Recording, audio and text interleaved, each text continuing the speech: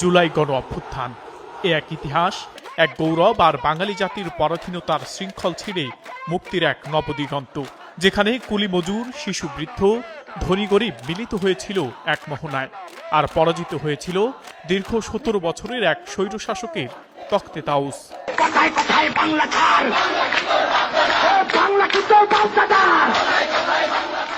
যখন এদেশের মানুষ ভেবে নিয়েছিল ভারতীয় আধিপত্যের কবলেই অস্ত যাবে বাংলাদেশের শেষ সূর্য, আয়নাঘর, গুম খুনি এদেশের নিয়তি, তখনই জেগে উঠেছে এদেশ, এদেশের মাটি আর কোটি প্রাণ। কাঁধে কাঁধ মিলিয়ে তাজা বুলেটের সামনে দুর্ভেদ্য এক প্রাচীর হয়ে দাঁড়িয়েছিল স্বৈরাচার হাসিনার সর্বশক্তির বিরুদ্ধে। এদেশের মানুষ দেখিয়েছিল বাংলাদেশ মরতে জানে, কিন্তু মাথা নোয়াতে জানে না। জুলাইয়ের সেই উত্তাল দিনগুলোতে বিভিন্ন পেশার মানুষের মতো রিকশা চালকেরা ছিল এক অকুতভয় বীর যোদ্ধা। হাসিনার বন্দুকের নলের সামনে দাঁড়িয়ে বলেছিল, এই অবৈধ সরকার মানি না, মানব না।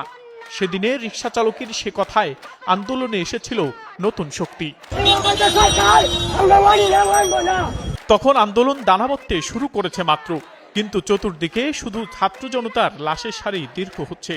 নিরস্ত্র ছাত্র জনতার উপর হামলা ও হত্যার প্রতিবাদে রিকশা চালকেরা জীবনের ঝুঁকি নিয়ে মিছিল করে হাসিনা সরকারের বিরুদ্ধে, যার রেশ ছড়িয়ে পড়েছিল সারা দেশে, আর আন্দোলনে এসেছিল নতুন উদ্দীপনা।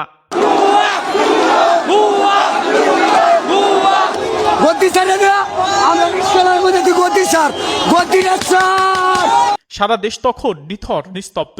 বহুত সুযোগ ছিল পিছনে ফিরে আসার, এখন আর পিছনে যাওয়ার রাস্তাই নেই। পিছনে পুলিশ আর সামনে স্বাধীনতা। এক পাশে বাংলাদেশ, আর এক পাশে স্বৈরাচার হাসিনার বাহিনীর নির্বিচারে গুলি আর গণহত্যা। সেই দিনও নিজেদের জীবনের ঝুঁকি নিয়েই ছাত্র জনতার বিনা পয়সার অ্যাম্বুলেন্স হয়েছিল রিকশা চালকেরা। এই খেটে খাওয়া মানুষেরা সেদিন জীবন বাজি রেখে সংগ্রাম করেছিলেন একটি বৈষম্যহীন বাংলাদেশ গড়ার দৃঢ় স্বপ্ন নিয়ে। হাজার হাজার লাশ আর লাখো পঙ্গুত্ব বরণ করা বাংলাদেশ কি আজও পেরেছে বাংলাদেশের খেটে খাওয়া সেই মানুষদের স্বপ্ন পূরণ করতে? ইসমাইল বিন নূর, মিরর নিউজ।